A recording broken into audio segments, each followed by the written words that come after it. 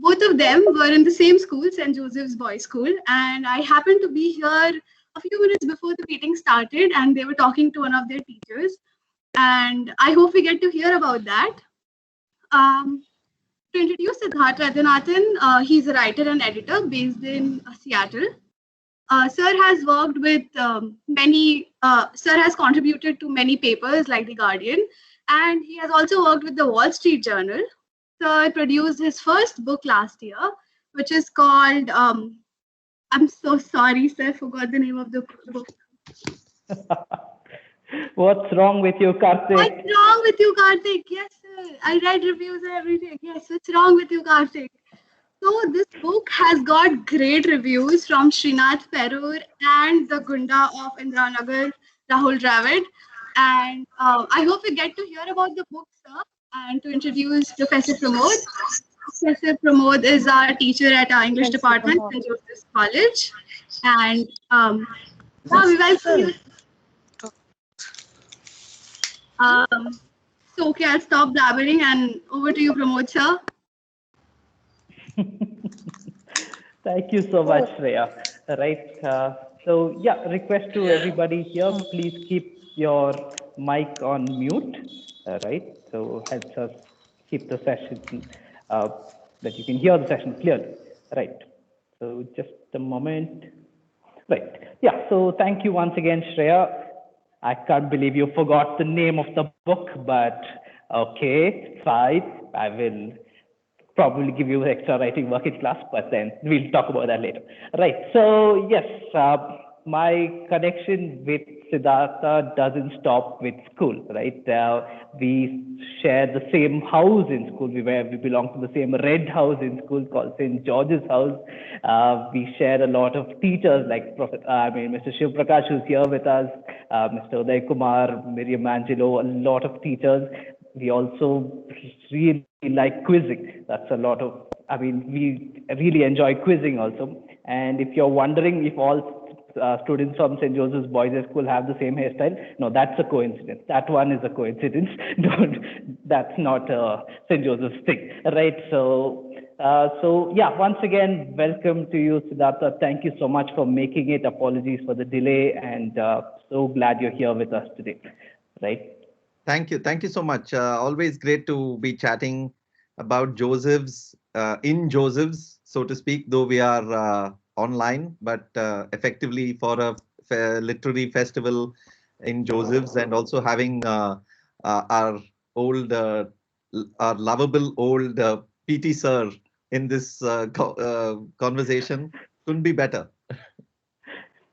Right. So yeah, and so the other thing that we'll definitely be looking at is Siddhartha's book, right? We're going to be talking a lot about Siddhartha's new book called "What's Wrong with You, Karthik?" Right? And if I have to put it in the whole local lingo, hey, what's wrong with you, Karthik? Like, essentially, if you read the book, that's how it would have been said. So yeah, that's the main focus of our conversation today, right? And for people who haven't come across the book, it's a superbly interesting account, a fictionalized account of this young 12-year-old boy, Karthik, right, who is from a very orthodox family, right? His mom offers deals with God, essentially for the safe arrival of her child every evening. And so Karthik's got this grandfather who makes him pray every day before leaving to school, on the way to school, and even in school, right? And so he's also got this really interesting father character who's very angry on the streets, and even at home when he's reading the Hindu, and what are these communist editors is what he usually resorts to say, right? And so from that household, Karthik joins this very elite school called St. George's Boys High School, right? Aptly named, right? We'll come to that in a moment, right? And so when I was reading this, it was very, very familiar, right? From the school, the setting of the school, to the founding year, 1857, curiously, right? And so all the names of the teachers, the attenders, all of this was like super, super familiar, right? And when I was reading it, Siddhartha, I found it as if you were flirting with reality in some sense, right? And so, but Karthik Subramanian and Siddhartha Vaidyanathan are completely different people, right? Quite different for sure. Their backgrounds are somewhat similar, though not completely similar. I mean, I didn't grow up in that much of a orthodox family. I did have, the grandfather character was very much part of my life in real life, and but I wasn't. My family was much more freer when I was growing up compared to Karthik's family, where you have so much pressure around you from both the social as well as the academic side. But yeah, the setting, the background, the school, many of the characters are drawn from real life. But when you actually write it, and when you are in the process of writing, eventually they become different. You may start with one quality of a person or one quality of a teacher, but then eventually by the time you finish it, you've actually created a new person. So yeah, you can say flirting with reality is a good term to use. Right, right. And so I think there are like lots of influences from your life. Is that an apt way to put it? That it's heavily drawn from your life? Yeah, for sure. There are a lot of influences from my life, and that was also intentional because I wanted to go back to a time when the city was totally different. Bangalore has changed so much in the last 30 years that the year 1993, the 1993 Bangalore is quite extinct city now, Yeah. for most parts. So I also wanted to go back to that time and recreate how life was back then. Right, right. And one of the things that you focus on is the Kaveri riots, right? And was that a particularly difficult time at home, growing up in Bangalore? Not particularly for, as I said, for me, but I do remember talking about it with some of my friends and things, and it was quite tense for many. I was too young to understand the exact consequences and what was happening, the politics. But you felt things around, and so you pick things up, and that's what even Karthik is doing. Karthik doesn't really get what is going on, but he sort of feels his antennae are always up to hear what is up. And also one big difference between Karthik and the 12-year-old me is Karthik is extremely observant. I was nowhere as observant as Karthik was, but I had to create that observant character for the book because that's how Yeah. he can talk about everyone. Yeah. Right, right, right. And interesting that you bring about this. I mean, you mentioned that Karthik being so observant, right? Also, is when he's got this, he's listening so carefully to everything. He's observing everything carefully, and also he's in a new environment, right? And so we see this idea that he's starting to blame everything that happens to him on himself, right? He, at one point, it's revealed that his sins are the reason he's being bullied in school, right? And so do you, and I think a huge highlight in in the book where you've connected really well with this 12-year-old character, right? And you're able to talk about, essentially I could think about my own life as a 12-year-old. I had all of these superstitions that I used to believe in. I had to wear this ring in my left hand, but never on my right hand, because the days I wore it on my right hand, I would inevitably get caught or get in trouble, right? Do you have any memories like that of getting in trouble and then attributing it to something else? Yeah, for sure. I mean, that's an age where you haven't really begun to develop your sense of reasoning uh, too well. So, things like science, you're just getting introduced to it. So you don't understand that a lot of things that happen in the world are purely either coincidence or they happen for a scientific reason, or that often sometimes you can't reason out exactly why something happened. But for a 12-year-old, who wants a bit of order in his life, he needs to find a reason why this happened. Why did this go wrong? What did I do? And so inevitably the blame is on himself, right? he's Yeah. he's he's always thinking that he has made the mistake. And of course then there are all these factors that he can bring in, saying I didn't pray in the morning, I said something wrong. There are multiple ways in which you can blame yourself for Yeah. things that go wrong. And I think that's pretty common among that age group because they are just about coming out of this completely innocent phase where everything is great.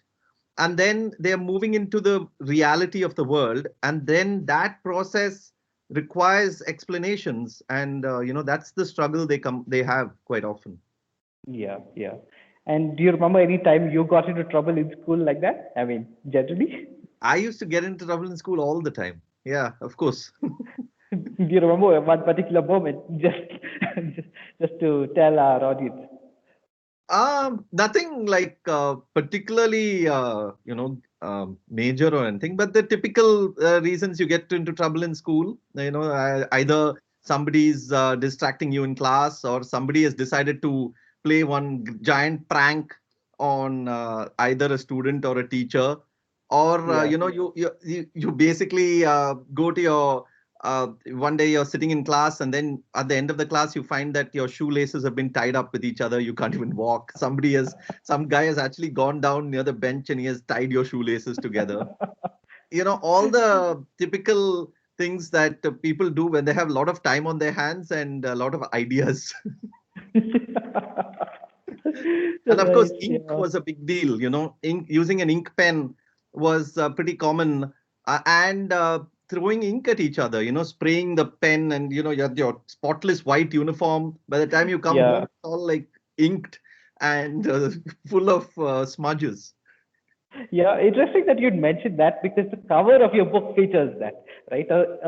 Ink smudge on it on the shirt, right? And also there's this point in the book where you talk about the bad students use ballpoint pens and the average students use pen tip pens, whereas the good students use fountain pens. And that was drilled into our heads, right? I mean, you use fountain pens and then you get good handwriting. Yeah, it was almost like the fountain pen was the classical thing to do, and then people who use ballpoint and all, what is this? I mean, then, and also that your handwriting would improve only if you use fountain pen. There's probably some truth to that, because it flows. So when you have to write in cursive, it actually helps to have a fountain pen rather than a ballpoint, which has you need to put a little more force. But Yeah. yeah, it was in your head that if you're not using a fountain pen, you're not good enough. Yes, absolutely. Right. I remember looking down on people and saying, "What is this fellow? No class at all using ballpoint pen. See, use one hero pen like me." And it's weird that the character Karthik does the same thing. He's got this hero pen and he thinks it's like very cool, right? So amazing. That little section I absolutely love.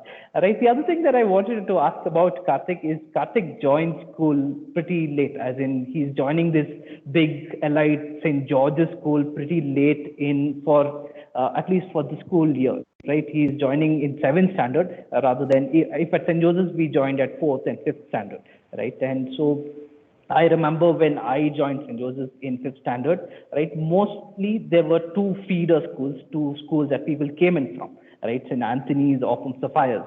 And there were essentially these two big groups that you had to deal with, you had to negotiate space with when you came into class, right? And so you yourself also joined in the seventh standard, right? And how was that experience of coming into school a little later? Was it hard? Was it easy? How did you negotiate that time?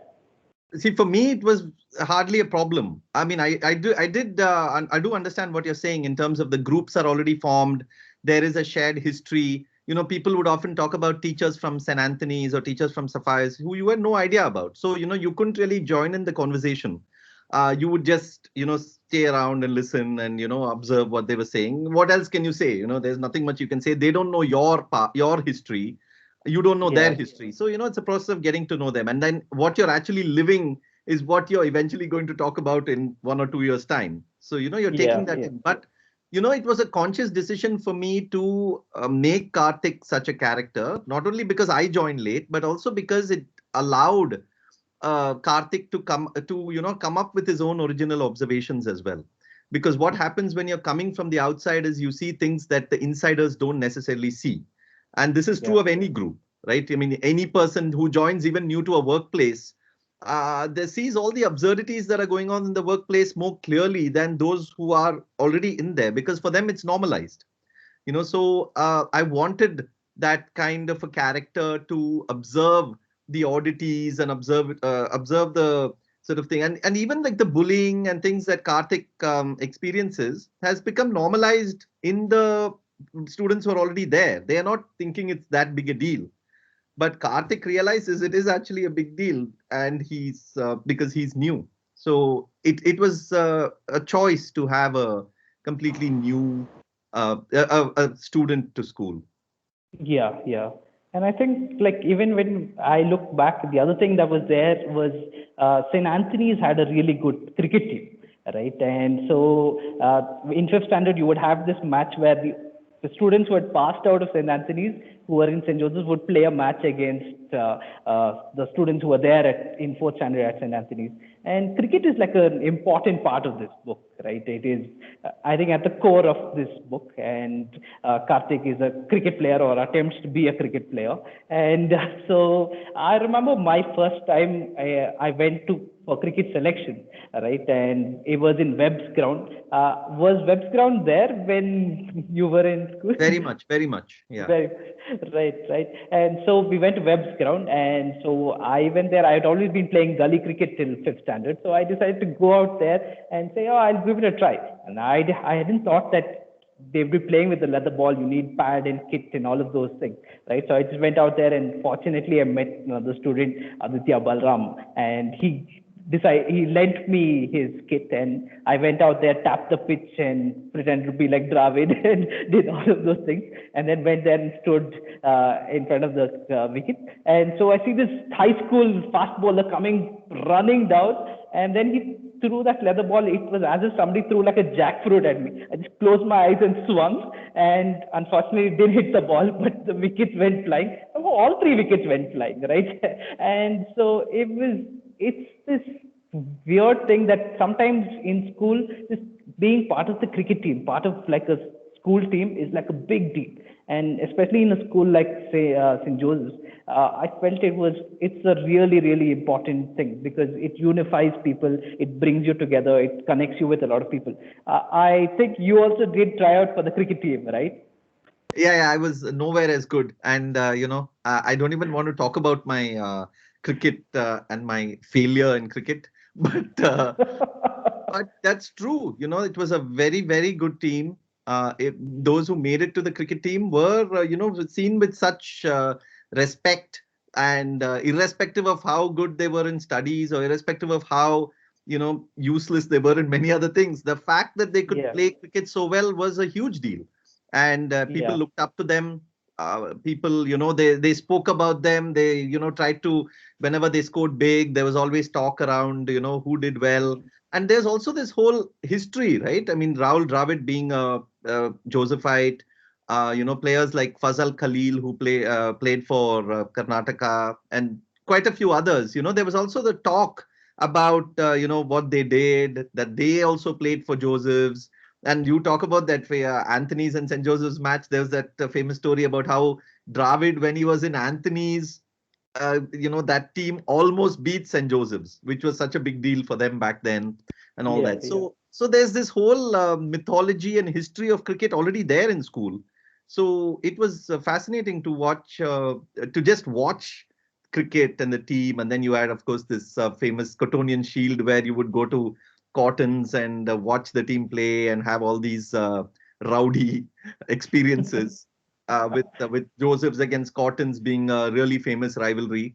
So yeah, I mean, I think I don't know how it is now. I'm with all the other sports also becoming extremely popular, but back then cricket and hockey was also really huge. We used to go to the police grounds, and we used to watch the team and all that. So yeah, it's big.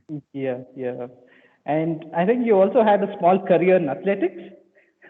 Yeah, forgettable career, so bad that I was like, I think once part of the St. George's relay team. Now St. George's was the worst in sports in my time, and I was the worst among the four people running the relay. So among the people who ran in school, I would have probably been the worst. So yeah, I decided, okay, I think it's best to just watch all these guys do their thing and stay in the sidelines, which is what I did a lot. I used to stay back a bit after school, watch all these practices, watch games. Sometimes, even walk up to, Cottons and with a few people to watch the Cottonian Shield. Not the final, but the early games of the Cottonian Shield.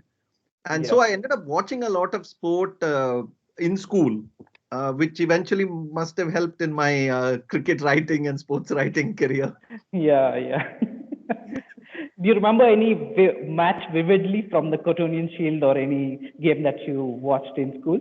Oh, quite a lot, actually. I remember matches more vividly than the players themselves remember it. So sometimes when I'm telling somebody that, that match where you scored that 50 and we won in the last ball and all, he's like, oh, okay, I forgot. I don't know what you're talking about. So, yeah, so there were quite a few, actually. There was, in fact, there was this really big hockey match, which was a final of the, what's the tournament called? The Centenary Shield, right? Centenary Shield, yeah. Centenary Shield for high school, and it was a final, and this was against Germains, Saint Germains, and they were 2-0 up with basically like I think 10 or 15 minutes left, and Josephs actually scored 3 goals in the last 15 minutes.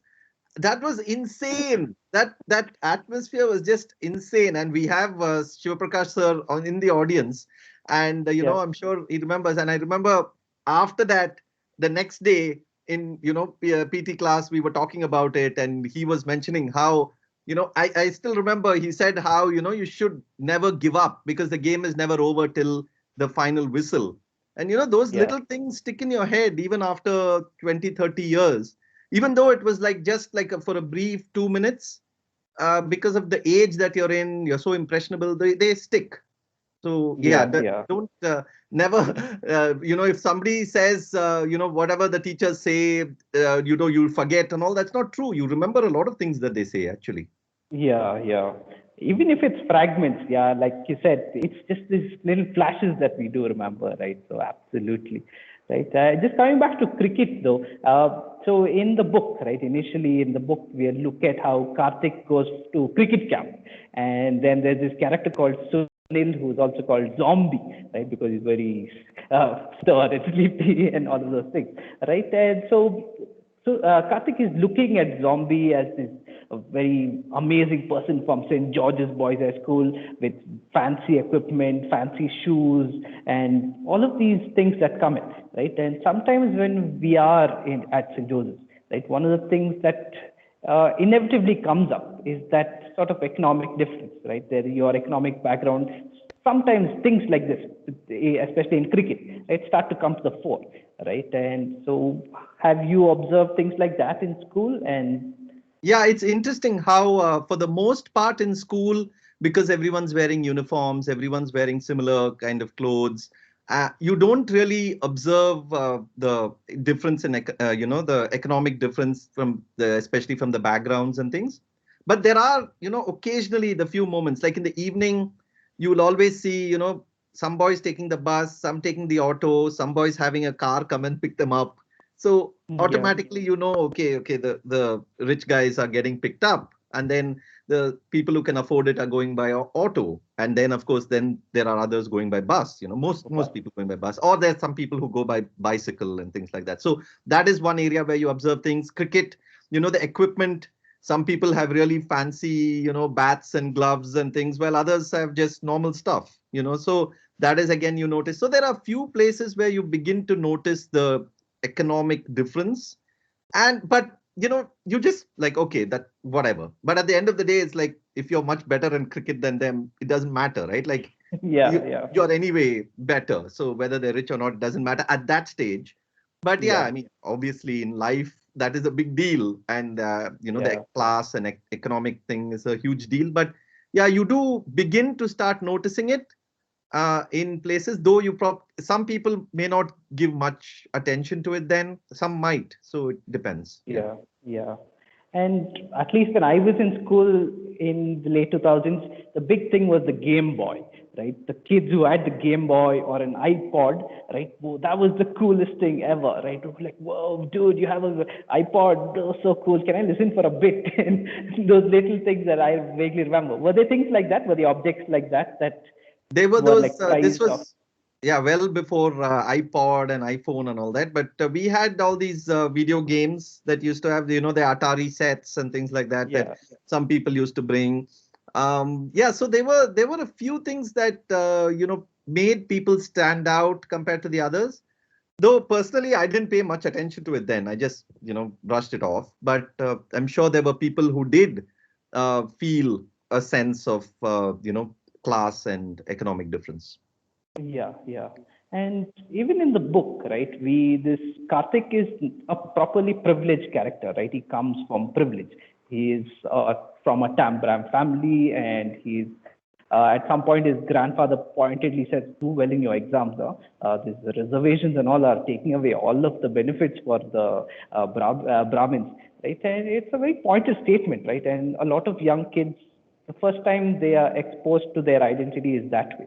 And but if for some reason, right, at least in my schooling, I'd never become aware of that, right? I'd never been exposed to that idea because we never confronted it directly, right? We'd probably even look at sex ed in great detail. We had like 1 hour sessions for that. But to look at caste and look at caste discrimination, right? That was somehow never something that was brought to my attention, at least, right? I only became aware of it when I started reading and listening to my classmates in college, right? And so was that something that was there when you were in school? Yeah, so it's a two-edged thing, right? On the one hand, the school setting and the fact that the school was open to so many people from so many backgrounds, irrespective of which religion you belong to or which economic class you were. That fact gave it a sense of idealism, right? It was like, okay, here is this school where everyone is equal and you're doing, everyone is doing similar things irrespective of where you're coming from. But at the same time, it was disconnected from reality. You're right, because you never felt the gradation there. I mean, even though you felt it, as I said briefly, in the economic sense, you didn't feel it in the social hierarchical sense. um, and yeah, there was no teaching around it. It's interesting you mentioned sex ed, because people taught sex ed to Josephites at a time when they probably knew everything and more about there is to know about sex ed. So it was almost like, okay, can you tell me something new? I mean, what are you talking about? But yeah, I mean, the thing with caste and social hierarchy and the history of caste discrimination, the whether it came to, yeah, we didn't learn about that. And I think that is definitely something that schools can, I mean, then think of ways in which they can incorporate. I don't know about now, but they could have found ways to incorporate it rather than going directly at the face, which is why uh, it is absent in the book largely. And I think that absence is reflective of how it was absent from the school life as well. Apart from the brief times in which, Karthik's father and grandfather are actually talking about the reverse issue, where Yeah. they want him to do well because they're fearing that the reservation issue will become so big and affect them. But while not talking about the whole process of reservation and the reason it was brought in and the etc. So yeah, I Yeah. think that I did think about that while writing the book actually, but I felt that it would be odd to include too much of it from the point of a 12-year-old, because the book is written from the point of a 12-year-old, when he himself knew very little about it. So, Yeah. had I written this from the point of an adult, then definitely I would have included many of these other bits as well. Right, right, right. Absolutely. I mean, the focus is, and the story is told from a 12-year-old perspective. So even when his grandfather is talking about it, his response is, yeah, yeah, sure, sure. Right? He doesn't seem to care at all. Right? He will say, yeah, sure, for anything. Right? He's just like another character in the book called Pocket Rocket, where father of Xavier, right, aptly named F. Xavier, right, comes and says, do you all think I'm an idiot? And Pocket Rocket nods and says, yes.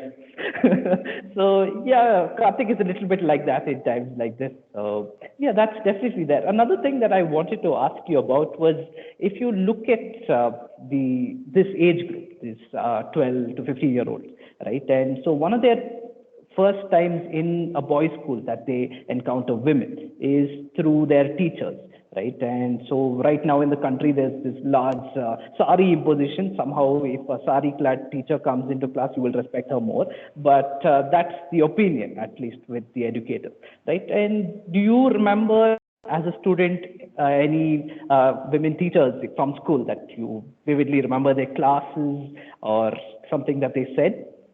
I mean, all of them. I mean, I remember all my teachers, irrespective of men or women. But the women teachers are extremely important in a setting like that school, because it's an all-boys school. And many of the boys are encountering this firm, authority figure in the form of a woman teacher for the first time in their lives, very often, because they've probably seen, of course, they've had their mother at home, and they've had, maybe like siblings, sisters and things. But, the woman teacher in a boys' school is a huge component, because at that particular age, when you're impressionistic, many boys' attitudes towards women get formed by the kind of lady teachers that they have, which is why, one of the characters there is a lady teacher, and she has a big role to play in Karthik's. Sorry. Let me just quickly mute this person. Yeah. Excuse me. Yeah. Yeah. So she has a big formative role to play. In fact, in Karthik basically is sort of idolizes her at one level, but he's also sort of attracted to her, as is obvious when you have this attractive lady teacher. All boys tend to be attracted to her, though in different ways, but it is but natural.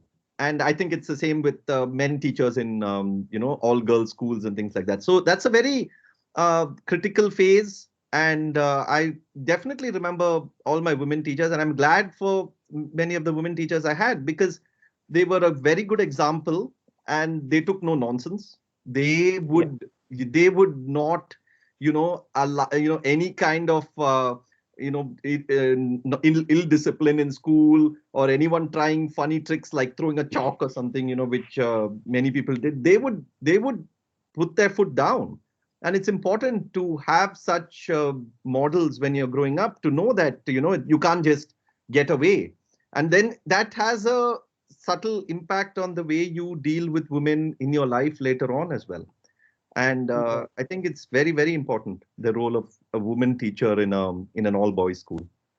Yeah. Do you remember your interactions with, for example, Miss Miriam Angelo? Yeah.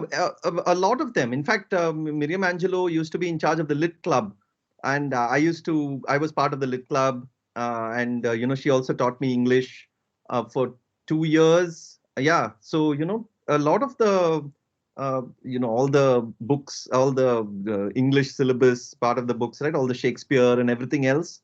I remember quite a lot. I, in fact, even when I used to go back early on, I used to even meet her when she was there. Yeah. Right. And just a curious question: who was in charge of the quiz club? Was there a quiz club? No, it was part of the Lit Club, and that was Okay. Miriam Angelo herself. Yeah. Right. Okay. So a curious side question. I just was wondering, right? And last question for me before we open it out to the audience. Yeah, people in the audience, you can put in your questions. We'll take questions in a moment, right? And last question that I must ask Siddhartha directly is: do you remember the canteen? Do you remember Abu's canteen? What were your memories with Abu's canteen? Unforgettable, right? And Abu's canteen also features in the book, in one part of the book. And it was, the canteen, it was so amazing, because it was such a small place. I mean, it was just like a hole in the wall, Abu's canteen, but it had a life of its own, right? Everyone who went to Joseph's had gone there. Everyone had interacted with Abu or his son, Hashmat. People knew what he would have at what days, when he would get the rolls, when he would have the burgers, when he would have this. And that crowd outside that shop, just in the breaks, shouting Abu this, Abu that, Abu this, Abu that. And this old bearded man, gently putting in all the requests, and then some guys actually doing some crazy things like flicking like apple cake and running off and all that, and Abu then going and slamming them after some time. And all those, it's like ultimately it's like a hole in the wall, but it had such a larger than life presence, and Abu, who was this short, you know, sagely bearded old man, but he was so well known. He was also so humble, and yeah, and he had seen, I think he had been in school, I think, since the 50s, if not even earlier. And so he had actually seen generations of students, and he had seen people's dads study in school, then their sons studied in school, and then, so yeah, Abu, sadly we lost him, I think a couple of years ago or maybe last year.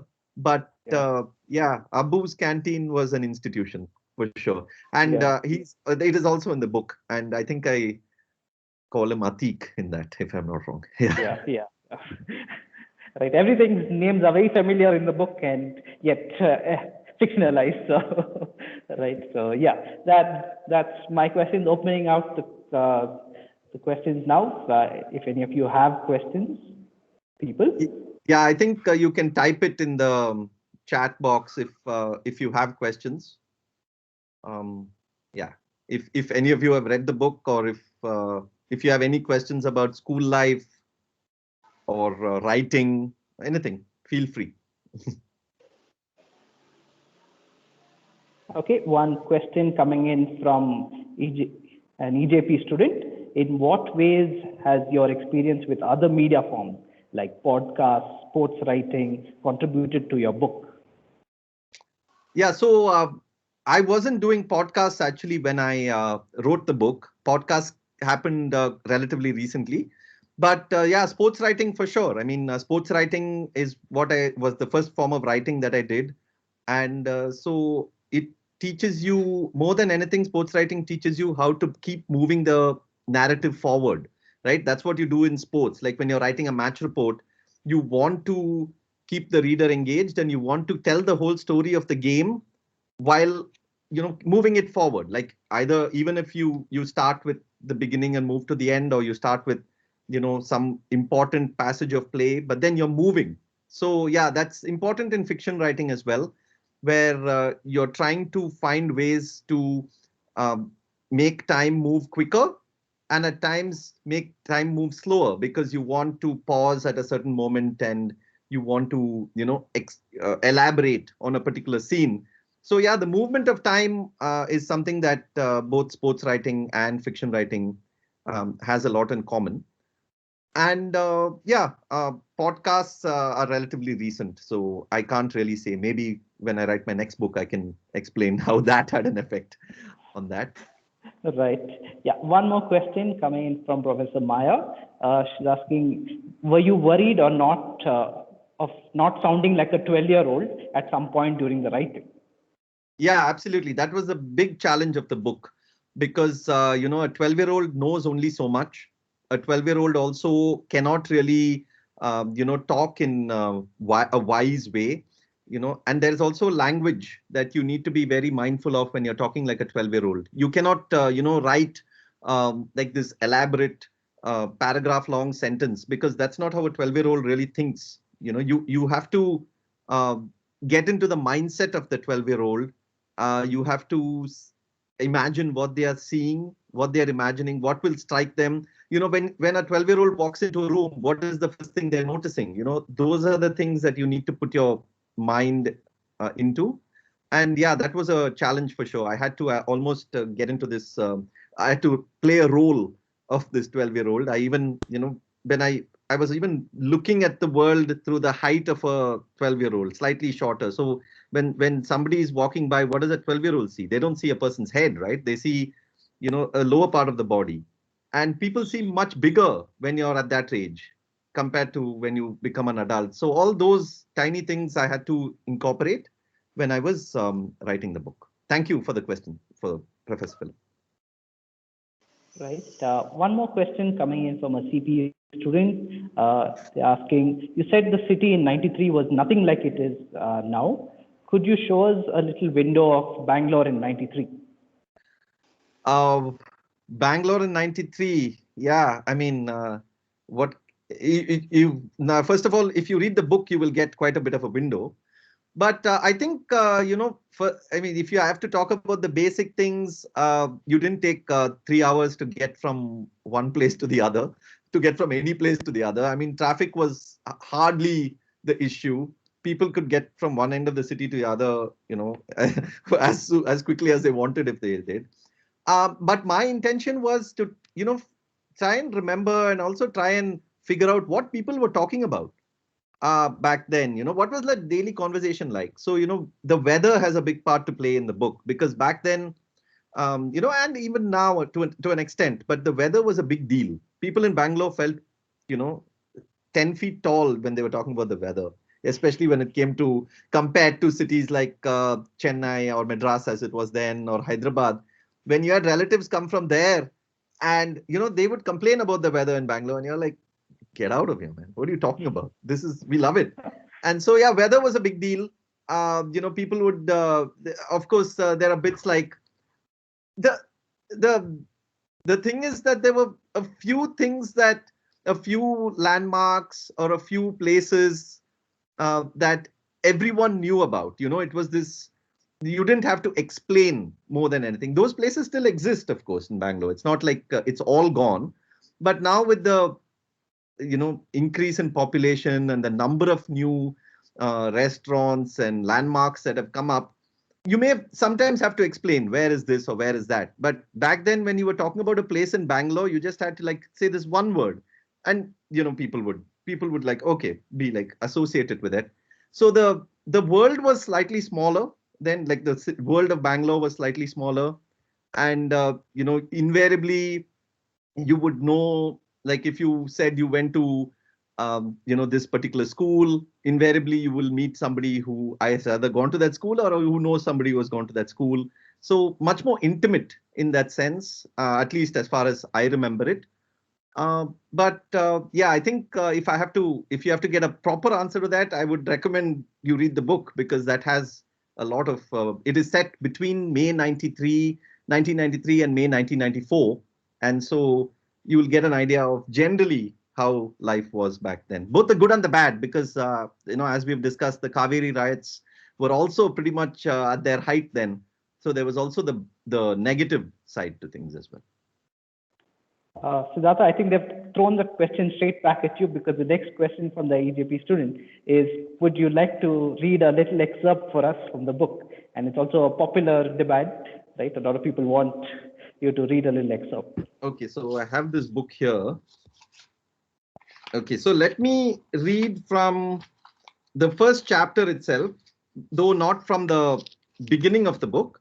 This is the, sort of 8 pages into the book. But this is the moment when Karthik is talking about his admission into the new school, this St. George's Boys High School that he's been admitted into. And he's talking about, his reaction of his mother and parents to this news. So let me just read. Nobody was as excited about my admission to St. George's Boys High School as my mother. He has had a great time at Sacred Valley, she told our neighbor auntie, Mrs. Chaco. But we weren't sure. We weren't sure if this style of education was preparing him for the real world. Mrs. Chaco sat up in her chair and snapped her fingers, excited that my mother had finally seen the light. Yes, yes, nice place and all, that Sacred Valley, but so pricey and posh and so far away from humanity. Absolutely no chance for Karthik to take part in the sports meets and literary fests in the city. Good point, my mother said. And the teachers were always saying he's doing well, he's doing great. Sometimes I felt they were saying it all just like that. I took Karthik to 3 temples today, offered thanks to the gods and priests, circled the shrine 108 times. Mrs. Chaco was not in the least surprised. She knew how ardently my mother communicated with the gods. One rainy evening last year, when I was heavily delayed getting back from school, the one far away from humanity, my mother sent up a prayer that she would walk up the hill to the temple in Tirupati if I returned safe. My father and grandfather felt she had overprayed. Mrs. Chaco voiced her disapproval. Please don't mistake me, she said, through a put-on whisper. But what if Karthik is, kidnapped someday?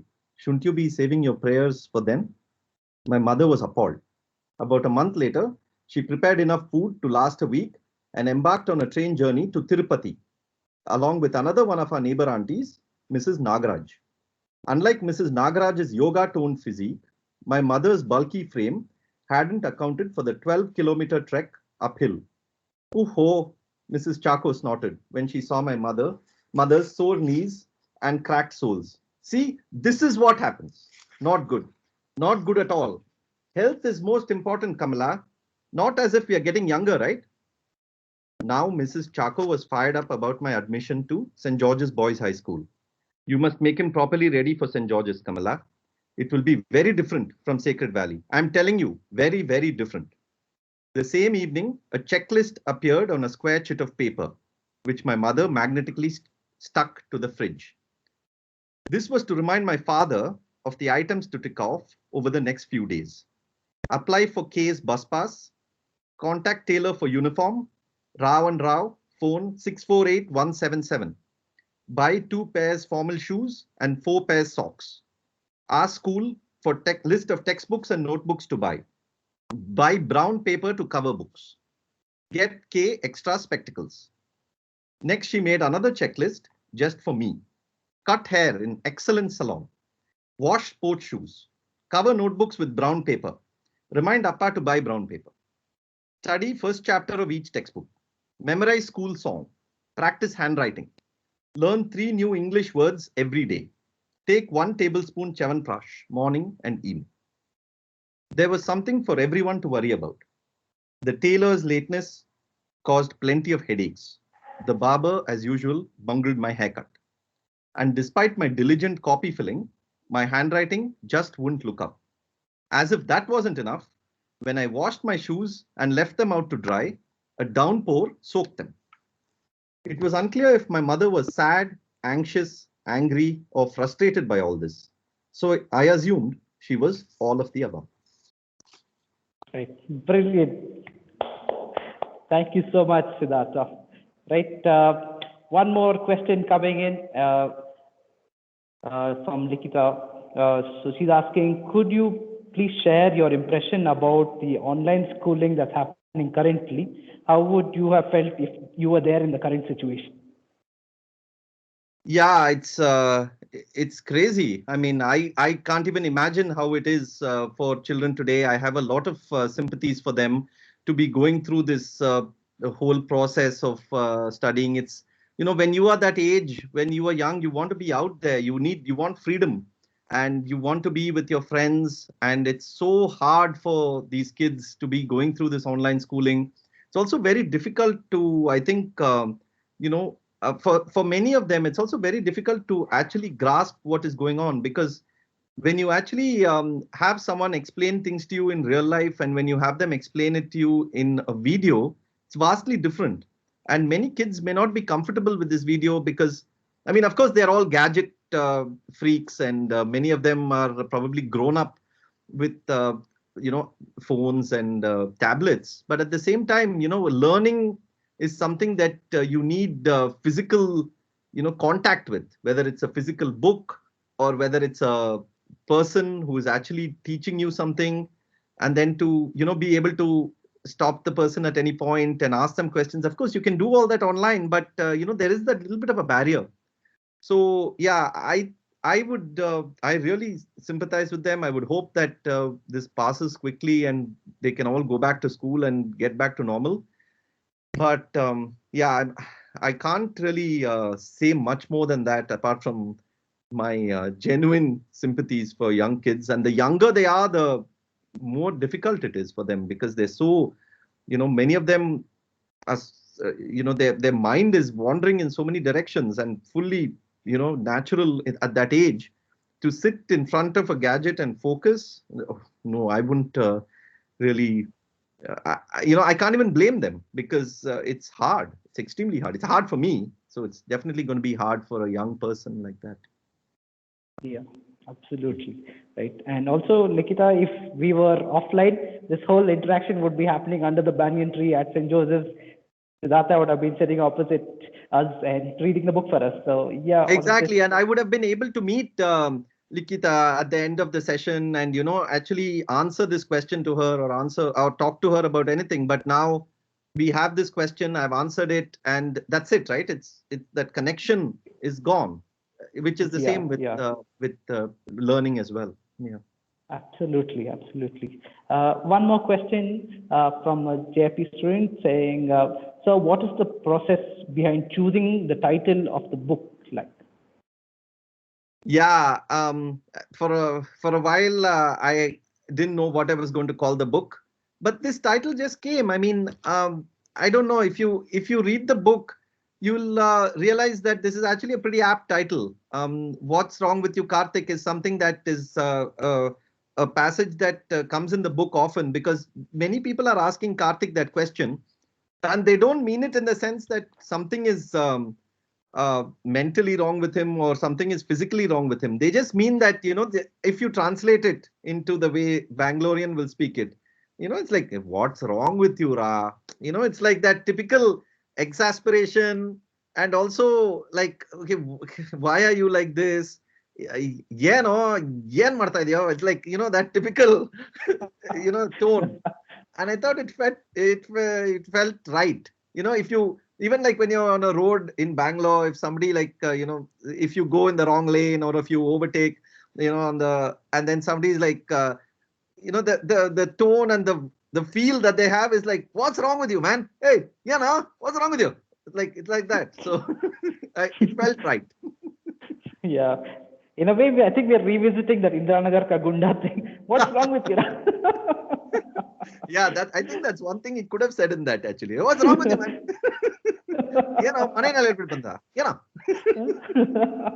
Absolutely right. Yeah. A couple more questions coming in. Prakrut asking, "Hi Siddhartha, why did you decide to write the book from the point of a 12-year-old? What were the different factors or choices that you had to sieve through when arriving at the decision?" Yeah, this is a fantastic question, and it was one of my biggest challenges, because initially the book was written from the point of view of an adult, and it was like a adult, like say 30-year-old or 35-year-old looking back at his childhood.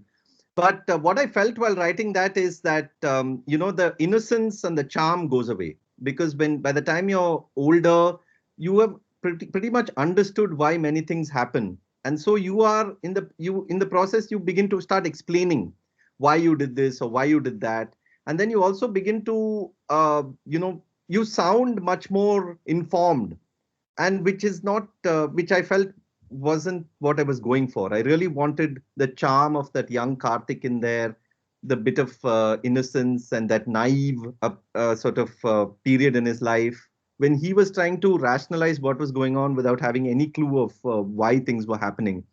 And so that's why I shifted to the point of view of a 12-year-old. It was very hard.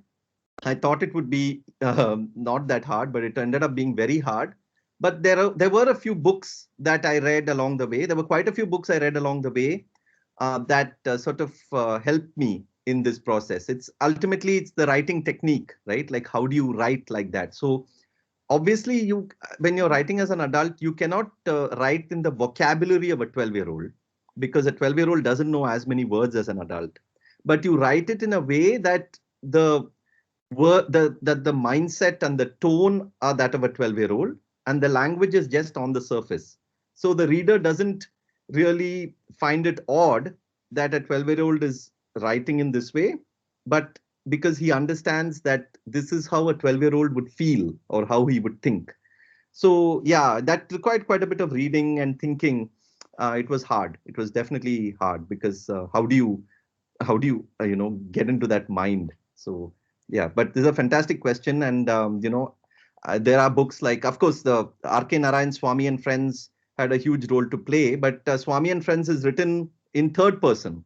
It is not written in first person, but this book is written in first person.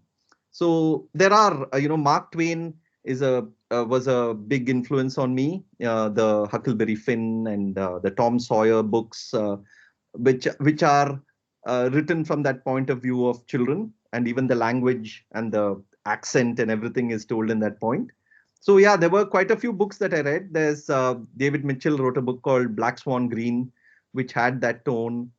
There's a couple of other writers who I followed as well. I mean, J.D. Salinger, of course, has written The Catcher in the Rye, but Catcher in the Rye is somebody slightly older. But you read closely and you begin to observe the techniques that they used, and it helped me. Yeah. A follow-up to that question coming from Professor Anquina. She's asking, what is the one thing that you miss most about being a 12-year-old? Also, was there like a favorite spot at school? Oh, what don't I miss about being a 12-year-old? I mean, nothing. You have no worries, right? That's you. I mean, luckily, I was, I was from a family that was privileged, and I had no economic worries. I had I had nothing to actually worry about. Very secure family, and yeah, I would give anything to be 12 again. I mean, just go, wake up, go to school, have fun. Come back. Of course, all those challenges are there, which are in the book, but nowhere compared to the adult challenges that many people have to face. So yeah, and favorite sport in school? It's a good question. I think the field obviously was a great spot. You can just sit on the pavilion steps and watch people play, watch people practice. It was a great vantage point actually, because you could look at the canteen from there. You could look at the swimming pool. You could look at the basketball court. You could pretty much get a view of the entire school from those steps in the pavilion. And I used to, me and a few other friends have spent a lot of time there, just hanging around, chatting, watching people. Then suddenly some three people start fighting in the middle, and then you'll watch them. And then there'll be some cricket match where there'll be one guy hitting a big six. So a lot happened. And then there'll be one teacher walking by, so everybody's like acting like everything's okay, all good, all good. Oh man, I can picture this so vividly. Yeah. Right.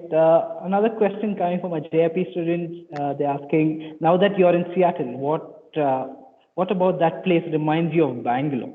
Yeah, very very good question. The weather is actually not that different from the Bangalore I grew up in, because you very often find, in Seattle, you have this cloud cover.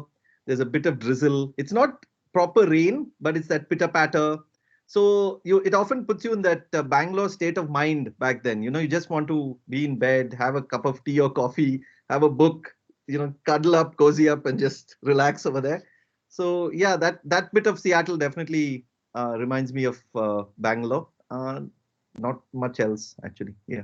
Yeah, another Bangalore question from a CPA student. They're asking, so you've seen Bangalore in '93 and now in 2021. What do you think has changed, and what do you wish had not changed in the city? Yeah, I mean, I'm not naive enough to say that I want to go back to that time of Bangalore. I mean, people change, things change. It's been great for so many people. The whole IT revolution and all the companies that came in gave so much of employment to people.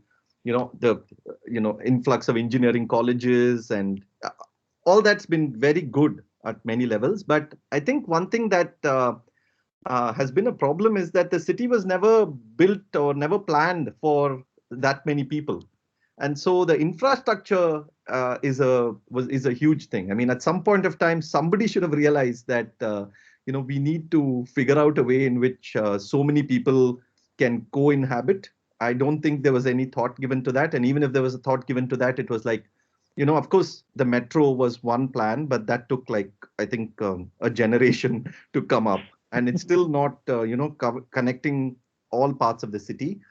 The public transport has always been a problem in Bangalore. There are bits in this book as well which talks about how the buses in the city will basically come as and when they wish. They will never. But there's been an improvement with all the new things. But yeah, the public transport could have been better. The infrastructure, the planning, all of that, I think, to sort of make it fit with a city that had so many people coming in. Unfortunately, that hasn't happened, and that has resulted in all these attendant issues of being the city where everyone's talking about traffic all the time. But that's hopefully will change at some point. I'm not sure when though. Right. Another question coming in from Bob. Bob's asking, what could have changed in the life of a 12-year-old today if he or she was so observant of their surroundings? Yeah, I mean, 12-year-olds these days have so much more exposure than we did. I mean, starting with, back then, even television, it was just like, hardly any channels. And what we saw was not as much as what many of these kids see, the gadgets that have come in. There's tremendous exposure. I mean, a 12-year-old of today will, I have no doubt, knows far more than I did, is more mature than I was, and they probably go through that phase when they're 9 or 10 rather than 12. I think they probably go through all the challenges that Karthik is going through much earlier. So yeah, if a 12-year-old is observant today, they may have too many things to observe, and that may be an overload. So I think 12-year-olds today may need to shut off also for a bit and be like, oh my God, this. Let me just take some quiet time. Yeah. Another comment coming in from Dr. Minimark. She's saying, lovely stories. She's reminded me of my school days, can relate to schooling and Bangalore stories. Quick compliment from there. Right. Bhargav's asking another question. You mentioned remembering matches and scores from your days watching school cricket, something I can fully relate to. Was that because of being part of the school cricket team was aspirational, or was it just down to you being observational and a cricket nerd? I think it was a combination of both. I obviously people in the cricket team were like rock stars, especially the really good cricketers. Everyone looked up to them. I mean, irrespective of how good or bad they were in other aspects of their school life, being good at cricket was a big deal. And yeah, I was also a cricket nerd. I used to watch all sorts of cricket on TV. I used to, it didn't matter which team was playing, who was the thing. Not only cricket, even sports like snooker, anything that came on TV, I used to watch. So just watching sports was a just big part of my life, and I was fortunate to be able to remember quite a bit of what I watched, and definitely that helped in in the future when I had to actually do that as a profession. Right. Yes. Okay. Professor Vijayata, do we have a little more time, or are we out of time?